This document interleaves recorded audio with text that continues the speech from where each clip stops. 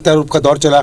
उस बीच में जो है उस विधानसभा क्षेत्र के पूरे मुद्दे चले गए थे। आरोप पुनीत कितना टफ बता रहे हैं अमित जो सौरभ, एक सवाल और भी है। जब मतदान का प्रतिशत आया था तो लगा कि जिस वक्त में चुनाव हुए हैं और जिस तरीके से चुनाव हुए हैं तो ये प्रतिशत अच्छा है, लेकिन वहां के जो खांटी रिपोर्टर्स हैं, पुराने रिपोर्टर्स हैं, वो ये कहते दिखाई पड़े कि नहीं, इसे 80 को टच करना चाहिए था, उनके मुताबिक कम था। तो वोटिंग प्रतिशत के लिहाज से भी अनुमान लगाए जाते हैं, चुनावी गणना की जाती कि ये किसके फेवर में जाएगा।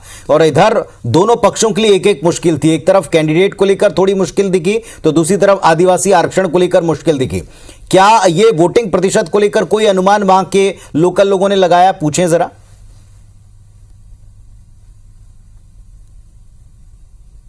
देखिए, पिछले चुनाव में 2018 में 77% वोटिंग हुए थे।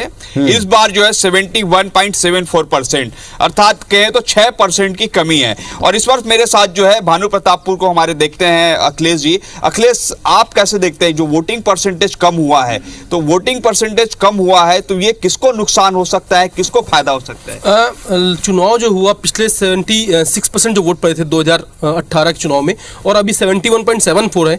लेकिन जहां पर नक्सल प्रभावित जो माना जाता है, जो इलाका जहां पर दुरुकोदा कोड़ेकुर से हो, चाहे मेड़ो हो, चाहे कोदापाका हो, यहां पर 76 से 78% तक वोट पड़ा है। और बाकी जगह वोटिंग जो हुई कम हुई। तो कहीं ना कहीं मुझे लग रहा है कि ये कांग्रेस को थोड़ा सा नुकसान पहुंचा सकता है। आदिवासी समाज को वोट ज्यादा पड़ गए होंगे, ये भी एक कारण हो सकता है बड़ा। पर वो तो जो है 1 घंटे बाद पता पड़ेगा कुछ इसका। वो अमित, अखिलेश बता रहे हैं कि नक्सल प्रभावित क्षेत्र में वोटिंग ज्यादा हुई है, इसके मायने आप क्या देखते हैं? देखिए, जिस प्रकार से नक्सल एरियो में वोटिंग हुई है, तो जिस प्रकार सुरक्षा बल लगा हुआ था, सुरक्षा बल ने वोटिंग के पहले ही स्वैप के माध्यम से और बहुत सारे जिला प्रशासन से मिलकर वो चलाया था। और जिस प्रकार से अंदर के अमूमन चुनाव में ये देखा जाता है कि उन क्षेत्रों में वोटिंग कम होती है, लेकिन इस बार उलट हुआ है, वोटिंग ज्यादा हुई है। तो क्या लगता है किस पार्टी को फायदा हो सकता है? देखिए, इसमें सबसे पहली चीज अपने को ये समझनी पड़ेगी, क्योंकि ग्रामीण डर के मारे वोट करने नहीं आते थे। पहले कई जगह मतलब नक्सली के भय के कारण वोट करने नहीं आ पाते थे, लेकिन अभी ठीक है, आप कह रहे हैं सिक्योरिटी था, सिक्योरिटी प्रॉपर तरीके से दिया गया। लेकिन अब मुझे बताइए कि आखिर वो आदिवासी किसको वोट डाले होंगे? देखिए, सौरवादी समाज भी सामने आया था। सौरवादी समाज को अंदरूनी क्षेत्र में अच्छे वोट पड़े हैं। कांग्रेस को इसका निश्चित तौर पर नुकसान हुआ, क्योंकि आदिवासी वोट अधिकांशतः कांग्रेस को ही पड़ते थे। और आरक्षण का मुद्दा एक सामने था। आरक्षण की जो बिल 2 तारीख को पास हुई, उसका असर कितना पड़ा है, ये चीज़ देखने लायक होगी वहाँ पर। क्योंकि भाजपा एक भ्रम भी फैला रही थी कि विधेयक तो पारित हो गया, लेकिन राज्यपाल जो हस्ताक्षर नहीं कर पाई है। बहुत सारे कारण है, क्योंकि ना अभी तक क्योंकि अब सारे आदिवासी जो है ना आरक्षण के मुद्दे को लेकर काफी नाराज चल रहे थे। और ये जो चीजें थी, इसमें एक चीज और भी सामने आई, क्योंकि जब भाजपा ने सिर्फ आदिवासियों का मुद्दा उठाया और जब ओबीसी वर्ग इतने लंबे समय से मांग कर रहा है, उस पर ध्यान नहीं दी, तो ओबीसी वर्ग भाजपा से भी नाराज हुआ था। तो कहीं ना कहीं ये जो मुकाबला है त्रिकोणी ही दिख रहा है। और आने वाले जो नतीजे हैं, क्योंकि ईवीएम में सब कैद हो चुका है, और जब 2 बजे के बाद जो है पूरी स्थिति क्लियर होगी कि जो भानु प्रतापपुर की जनता ने किसको चुना है। ठीक है, तो अभी इंतजार करना होगा, कुछ घंटे बाकी हैं जब आपको मालूम हो सकेगा कि भानु प्रतापपुर का नया विधायक कौन हो रहा है। कांग्रेस की प्रत्याशी जीतेंगी या फिर भाजपा का प्रत्याशी या निर्दलीय। निश्चित रूप से त्रिकोणी मुकाबला है। और इससे पहले भी हमने देखा है कि त्रिकोणी मुकाबला है। आप देख सकते हैं कि ये यहाँ पर चुनावी माहौल तो गर्म है ही है। आप देखें कि चाय भी बांट रहे हैं यहाँ पर जो पुलिस के जो कर्मचारी हैं, अधिकारी हैं, ये भी सभी सारे ड्यूटी में लगे हुए। आप देख सकते हैं चाय भी ले रहे हैं। और निश्चित रूप से अभी का समय जो है, तो जैसा हम कह रहे हैं सौरभ, के बढ़ती सर्दी के बीच में इन नतीजों की गर्मी जरूर महसूस होगी और कुछ देर बाद खुलकर ये गर्मी महसूस होनी शुरू हो पाएगी। मैं एक बार फिर से हिमाचल चलूंगा, जहां सर्वाधिक सर्दी आज के मौसम के हिसाब से, और हमारे सहयोगी राजेश मिश्रा जी हैं जो लगातार अपडेट्स ले भी रहे हैं और अपडेट्स हमको दे भी रहे हैं। जैसा आपने कहा राजेश जी, बहुत सारे मिथ हैं, बहुत सारे ऐसे हम कह सकते हैं प्रचलन में चली बातें हैं कि अल्टरनेशन में सरकार बनती, नंबर 1। कई सारे कैबिनेट मिनिस्टर, मंत्री जो हैं वो हार जाते हैं, ये दूसरा मिथ है। तीसरा, अगर हम देखें अब की बार कांग्रेस पार्टी ने जिस अंदाज में इलेक्शन को लड़ा था, वही आज अब हमको टैली में भी रिफ्लेक्ट होता दिख रहा है। 68 में से रुझान मिले हैं। बीजेपी 21 पर है तो कांग्रेस 27 पर। अब कांग्रेस यहां आगे हो गई है। कुछ देर पहले तक देखें 15-16 जैसा मुकाबला था, अब कांग्रेस 27 पर आगे है और भारतीय जनता पार्टी जो है 21 से 23 के ऊपर आगे। तो 27-28, यहां अब 51 हमारे पास रुझान आ गए बोलते बोलते। और बीजेपी 23 के ऊपर आगे चल रही, यानी ये टफ फाइट देखने को मिलेगी पूरा दिन। ऐसा लगता है कि 3-4 घंटों में बिल्कुल टक्कर की तस्वीर किस तरफ थोड़ा ज्यादा झुकती ये पता पड़ पाएगा, और मिथ कौन सा टूटता है और कौन सा कायम रहता है ये देखेंगे।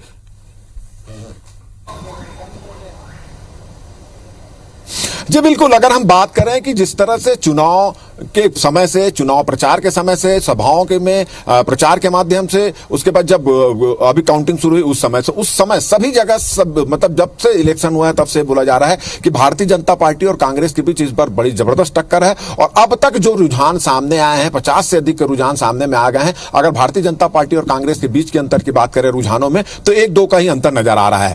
तो अभी ये बिल्कुल और ये ट्रेंड जो है आखिरी तक चलेगा ऐसा लगता है। मतलब मुकाबला जो है 1-2 सीट से ही होगा, के बीच मामला अटक जाएगा, इस तरह की संभावना यहां पर नजर आ रही है। और रही बात आप बोले कि मिथ्या की, तो निश्चित रूप से यहां पर मिथ्या है और यहां के लोग इस बात को विश्वास भी बहुत कर रहे हैं। हमारे यहां पर पुणे जितने भी लोगों से बातचीत हुई, सबका यही कहना है कि भारतीय जनता पार्टी की सरकार नहीं आ रही है, जयराम की सरकार नहीं आ रही है, कांग्रेस की सरकार आ रही है। और होता यही है कि एक बार भारतीय जनता पार्टी की सरकार रहती है और एक बार कांग्रेस की सरकार रहती है। और इस बार जो रुझान अब तक जो सामने आया है पुणे, जब से शुरू हुआ और अब तक की बात करें, तो कांग्रेस भारतीय जनता पार्टी से भले 1-2 आगे है, मगर आगे ही नजर आ रही है। और लोगों का यह भी कहना है कि यही स्थिति परिणाम में भी तब्दील होगी और कांग्रेस की सरकार यहां पर बनेगी। रही बात अगर मॉडल और प्रचार की बात करें, तो भारतीय जनता पार्टी ने पूरी तरह से मोदी के उस पे मॉडल पर काम रचा है, केंद्र सरकार के जो काम है उस पर रचा है, चुनाव लड़ा है। और भारतीय जनता पार्टी की यहां की जो 5 साल की सरकार ने जो काम किया है उसके आधार पर चुनाव लड़ा। वहीं कांग्रेस जो है ओल्ड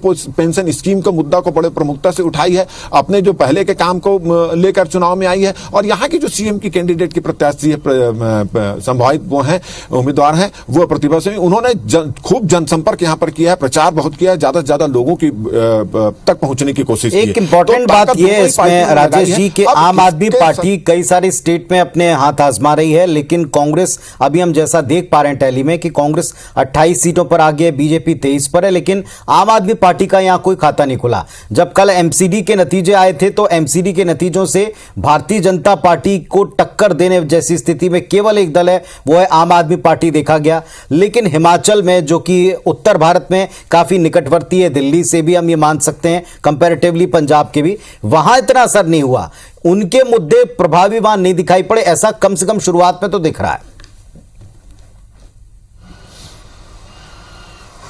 बिल्कुल बिल्कुल, आम आदमी पार्टी अभी नजर नहीं आ रही, मगर पुनीत मेरा का यह कहना है कि आम आदमी पार्टी यहां पर अपना खाता खोलेगी और सरकार बनाने में आम आदमी पार्टी की महत्वपूर्ण भूमिका यहां पर रहेगी।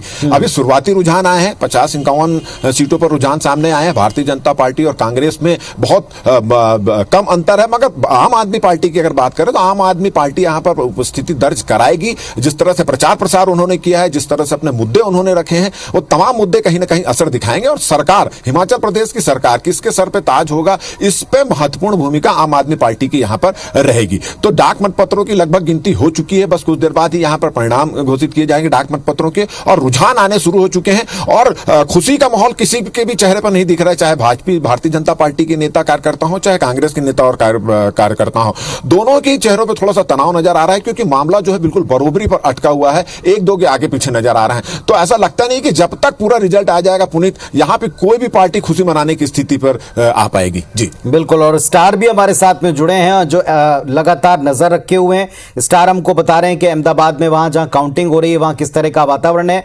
और स्टार जो दर्शकों को हम अपडेट दे दें, 176 सीटों पर रुझान मिल चुके हैं 182 में से, और बीजेपी 130 के ऊपर आगे है, कांग्रेस 45 पर आगे, आम आदमी पार्टी महज 1 सीट के ऊपर फिलहाल लीड करते हुए दिखाई पड़ रही है।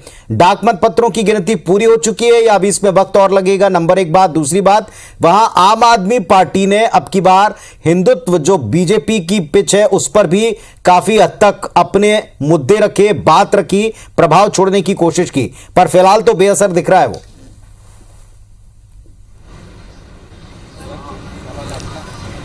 देखिए, डाक मतपत्र की गिनती आपको बता दूं अभी भी जारी है, आखिर अंतिम स्टेज पे है, और उस करीब 9 से 9:30 बजे तक डाक मतपत्र की गिनती चलती है।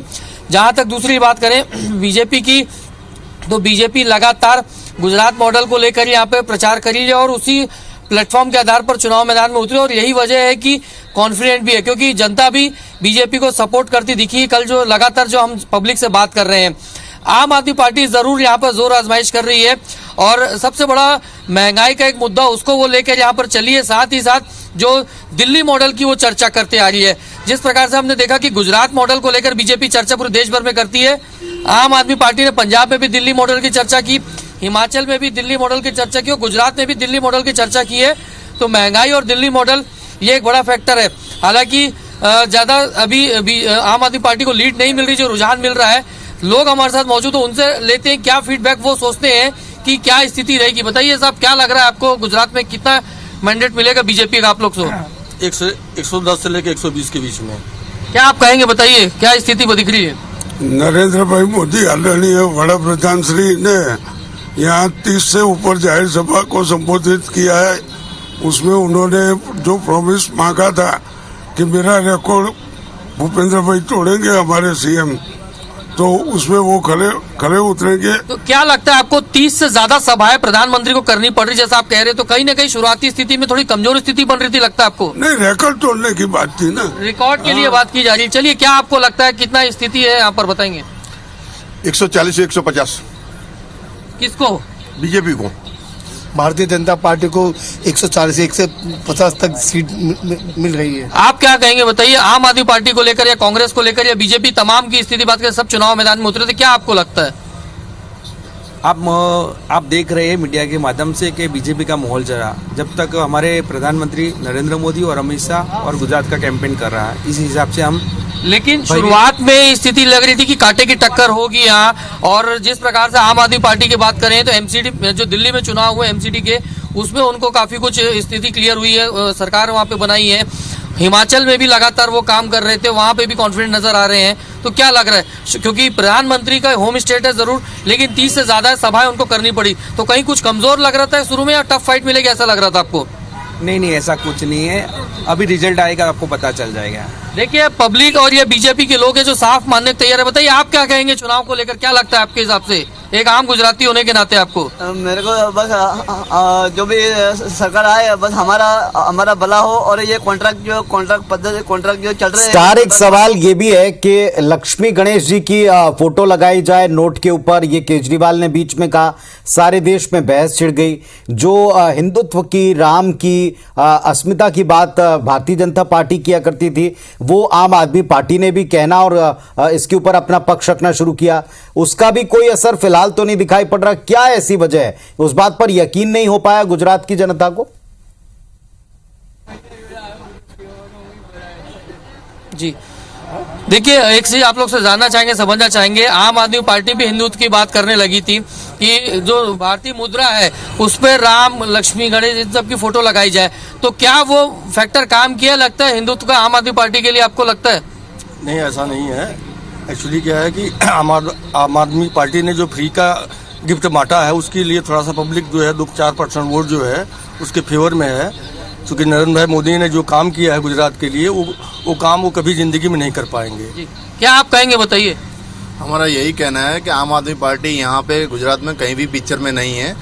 उनका जो भी फैक्टर है दिल्ली के लोगों के लिए है, हमारे गुजरात के लोगों के लिए सभी जनता जानती है। जो फ्री की लानी कर रहे हैं, तो यहाँ पे कुछ भी चलने वाला नहीं है। यहाँ पे ओनली फॉर नरेंद्र मोदी हैं और गुजरात में भूपेंद्र भाई पटेल। चलिए, थोड़े हम अपडेट अपने दर्शकों को दे दें। लगातार हम दर्शकों को ये भी बताते चलें कि आप टीवी स्क्रीन के ऊपर नजर बना के रखें। भानु प्रतापपुर में सावित्री मनोज मंडावी कांग्रेस पार्टी की प्रत्याशी, वो लगातार लीड करती दिख रही हैं, आगे चल रही हैं। ये एकदम शुरुआती रुझान है। डाक मतपत्र गिने जा रहे हैं, 548 कुल डाक मतपत्र, और इसमें सावित्री मनोज मंडावी लीड कर रही हैं, आगे चल रही हैं। ये इस वक्त का बड़ा अपडेट भानु प्रतापपुर से हम आपको बता रहे हैं। हिमाचल प्रदेश में सभी सीटों पर रुझान आ चुके हैं। कुल 68 सीटें हैं, 68 के 68 सीटों पर रुझान आ चुके हैं। कांटे की टक्कर देखने को मिल रही है।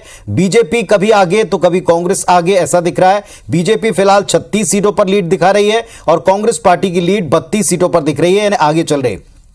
इधर गुजरात में आप देखें तकरीबन सभी सीटों पर यहां भी रुझान आ चुके हैं। भारतीय जनता पार्टी 130 सीटों पर लीड अपनी दिखा रही है और कांग्रेस पार्टी की बढ़त 50 सीटों पर दिख रही है। आम आदमी पार्टी महज 1 सीट के ऊपर आगे है। हालांकि वहां इस वक्त डाक मतपत्र गिने जा रहे हैं और डाक मतपत्रों में जो डाक मतपत्र जारी होते हैं इसमें शासकीय अधिकारी कर्मचारी अपना वोट डालते हैं। तो ऐसे में काफी हद तक इस तरह के रुझान शुरुआती दौर में सत्ता पक्ष जो भी वहां होता है उसके फेवर में दिखाई पड़ते हैं। जैसे ही ईवीएम खुलेंगी और ईवीएम से राउंड शुरू होंगे, इसके बाद माना जाएगा कि जो रुझान आएंगे सम्मिलित तौर पर वो काफी हद तक स्थिति का इशारा देंगे।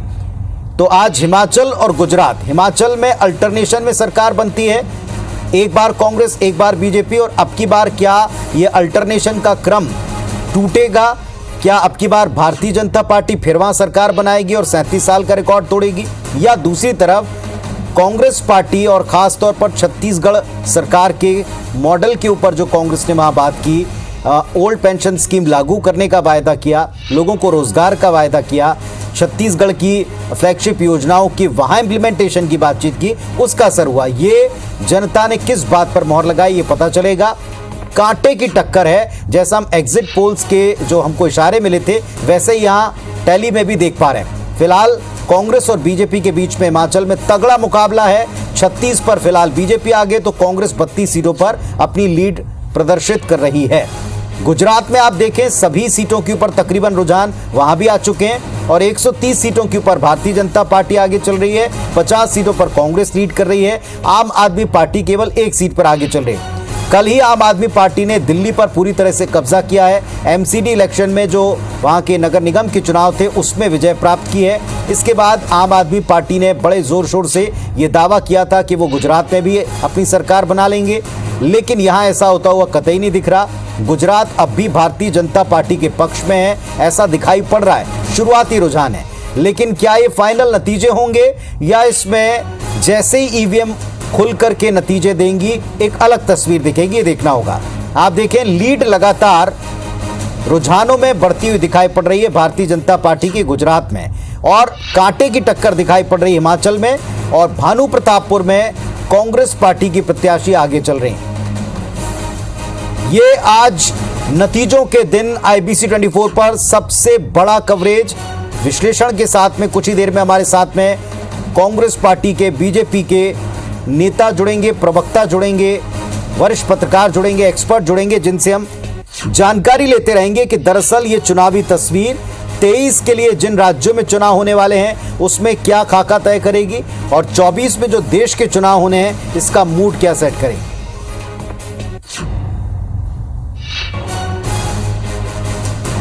तो भानु प्रतापपुर में इस वक्त हम आपको बता दें 8:44 हुए हैं और तकरीबन 8:45 बजे तक जो स्थिति है वो आप देखें।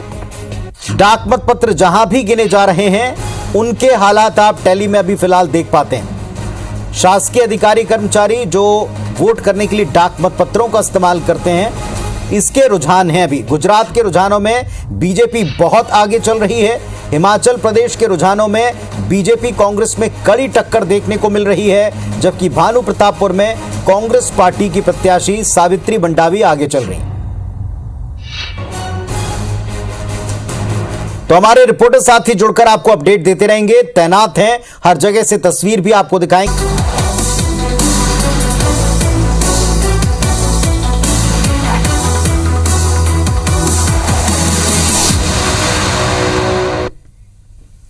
तो गुजरात किसका और हिमाचल में अब की बार किसकी सरकार, इसका फैसला आज होना है। IBC 24 के स्क्रीन पर आप हिमाचल और गुजरात के चुनावी नतीजे सबसे तेज देख पा रहे हैं। सभी सीटों पर गुजरात में, हिमाचल में रुझान आ चुके हैं। शुरुआती रुझान है, डाक मतपत्र गिने जा रहे हैं। कांटे की टक्कर हिमाचल प्रदेश में जैसा अनुमान था वैसी देखने को मिल रही है। बीजेपी 35 पर तो कांग्रेस 33 सीटों पर आगे चल रही है। फिलहाल गुजरात में रुझान देखें, सभी सीटों पर रुझान आ चुके हैं। बीजेपी 124 सीटों पर आगे चल रही है, कांग्रेस पार्टी 53 पर, आम आदमी पार्टी 3 पर, अदर्स 2 पर लीड दिखा रहे हैं। ये शुरुआती रुझान है।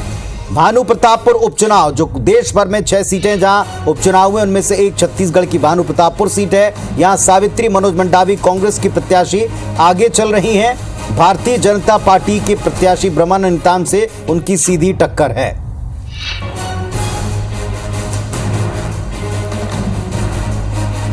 तो बड़े बड़े आपको रुझान के साथ में आने वाले अपडेट्स भी हम दे रहे हैं। रुझानों में बीजेपी गुजरात में आगे है, लीड लेती हुई नजर आई है और काफी तेजी के साथ में ये रुझान बदल भी रहे हैं। कांटे का मुकाबला हिमाचल में, गुजरात में बीजेपी काफी आगे।